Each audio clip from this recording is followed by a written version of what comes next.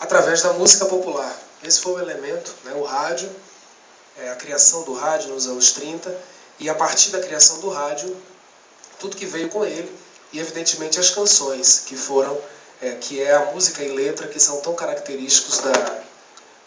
Fui eu. São tão característicos da cultura brasileira em geral. E tanto Modinha para Gabriela quanto Origem se referem a um personagem, que é o personagem Gabriela, Cravo e Canela, de Jorge Amado, que ajudou a construir esse imaginário mesmo, tanto sobre a Bahia, quanto sobre o Brasil, quanto sobre o feminino brasileiro, acredito que eternamente, ou durante muito tempo. Né? Gabriela já tem mais de 50 anos, ela o romance é de 1958, então por aí a gente já vê como essa imagem de Gabriela permanece atualizada, reatualizada nas músicas, no que se faz musicalmente no Brasil e na Bahia. Me lembrei de uma coisa que eu fazia com ela, só para ilustrar o que eu quero dizer, dela estar presente ainda hoje, dá só volta só o início de Gabriela para mim, que eu me lembrei de uma coisa que tem a ver com isso que eu estou dizendo. Quando eu vim para esse mundo, eu não atinava em nada. Hoje eu sou Gabriela, Gabriela, eu, meus camaradas. Eu fazia essa música no show anterior do lançamento do meu primeiro disco, e quando chegava nessa hora, o arranjo ia para isso aqui. Menina bonita do samba lindo, olha lá. Bota a mão na cabeça, outra na cintura, dá um remeleixo. E bota a mão no lelele, cadê você? Bota a mão no lelele, e bota a mão no lelele. Ô menina bonita do samba lindo, olha lá. Bota a mão na cabeça, outra na cintura, dá um remeleixo. E bota a mão no lelele, cadê você? Bota a mão no lelele, e bota a mão no lelele. Ô menina bonita do corpo de violão, bota a mão na cabeça, bota a mão na cintura, requebra, requebra, requebra, Gabriela. Eu fazia essa brincadeira, que eu não estou fazendo aqui, mas lembrei dela agora. Porque esse imaginário do samba, da malemolência, da ginga, permanecem na mulher baiana sobretudo, e isso remonta um pouco às origens dessa ideia tanto da Bahia na música popular brasileira, e isso acaba repassando para a nossa própria ideia, a nossa autoimagem mesmo de baianos e de brasileiros, porque a partir dos anos 30 começa um fenômeno que é a construção disso que a gente chama de MPB, ou de música popular brasileira, né? Sem né? A extinta. A extinta. Não, com certeza. Essa quase extinta música popular brasileira. Mas é boa, é uma boa provocação. A gente vai brincar com ela lá na frente, porque é quase extinta mesmo.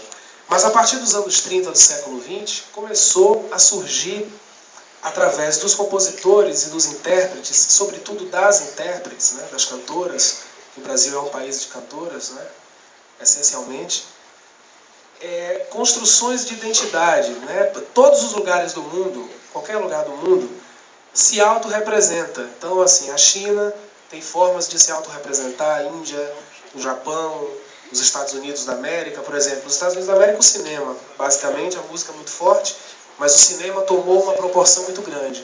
No caso do nosso país, existe uma força artística extremamente importante, que é a música. Quando o rádio surgiu, e o rádio surge também no início dos anos 30, surge em Recife primeiro, depois ele surge no Rio de Janeiro, né? A primeira estação de rádio brasileira, ela é no Recife. Muita gente diz que é no Rio, mas ela foi no Recife, a primeira.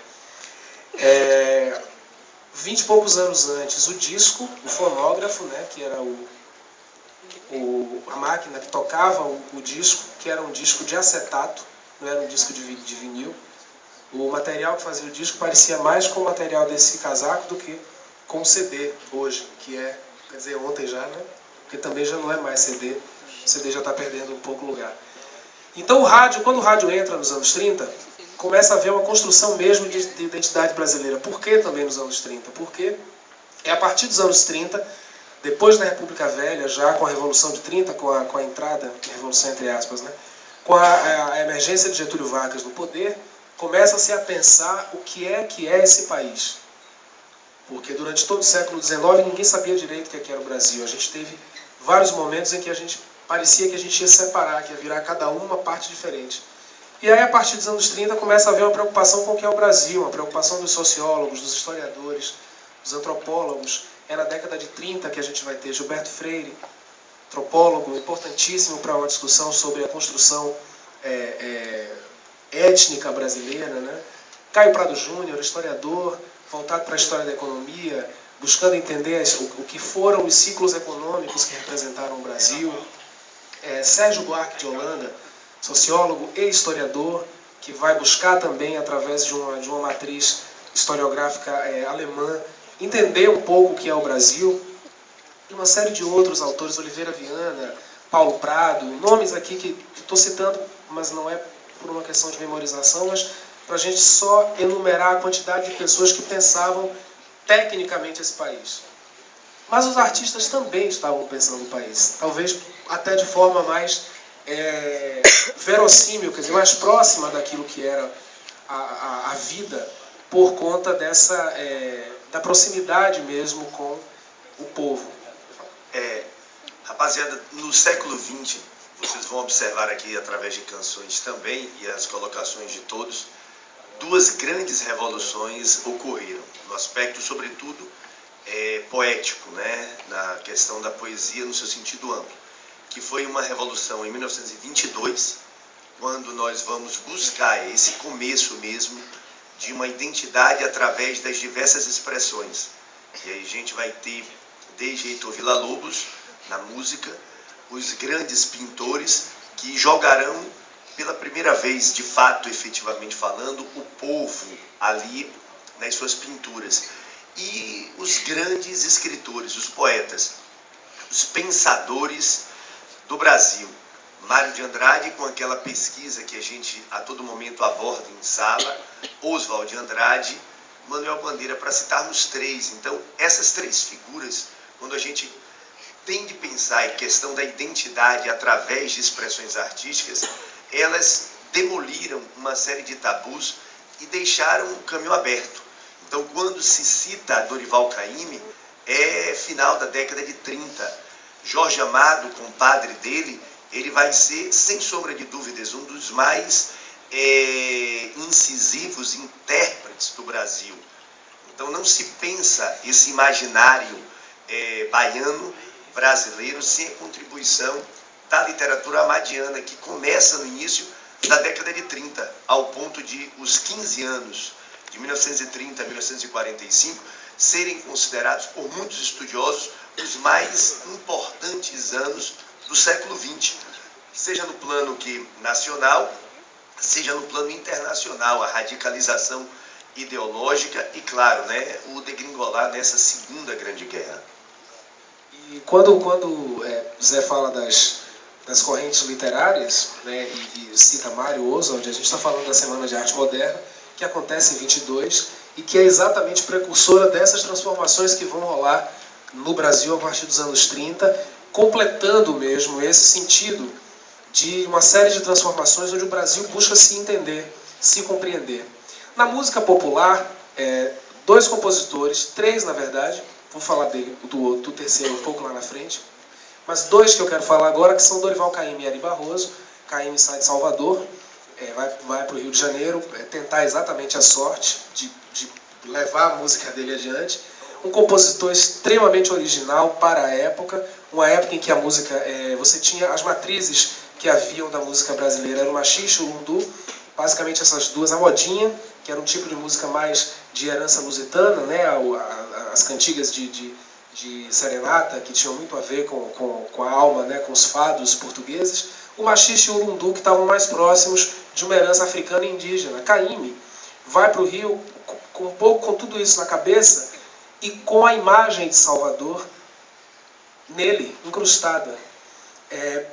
De uma Salvador que para ele não era nem o verdadeiro paraíso, mas era a única possibilidade de existência no mundo. Assim, o discurso de Caymmi era um discurso nesse sentido, de que era esta Bahia, esse lugar onde ele habitou e que habitava ele, precisava ecoar através da sua música.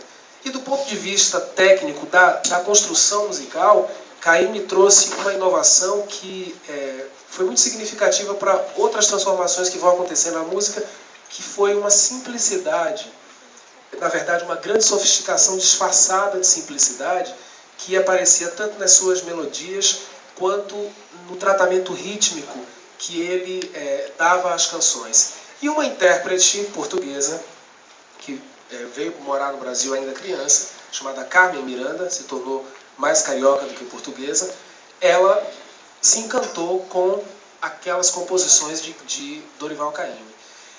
E Carmen Miranda ganhou o mundo através do cinema americano.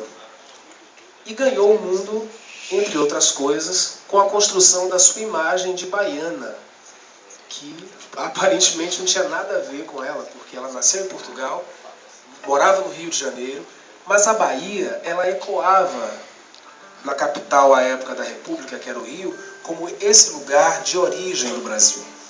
E Carmen e os produtores que trabalhavam com ela entenderam isso de uma forma muito precisa, inclusive assistindo a uma cantora grega que anteriormente já havia se fantasiado de baiana, que era uma cantora chamada Ana Menarese, que se apresentava em alguns cabarés do Rio de Janeiro, que o Rio de Janeiro atraía muita gente mesmo, né, como continua atraindo, e a ideia de transformar